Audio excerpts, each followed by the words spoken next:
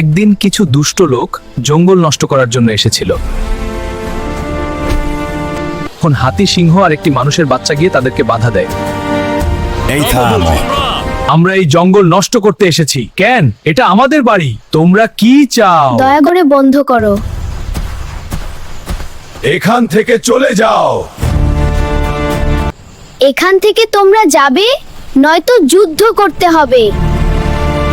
তাদের মধ্যে ভয়ঙ্কর যুদ্ধ শুরু হয়ে গেল।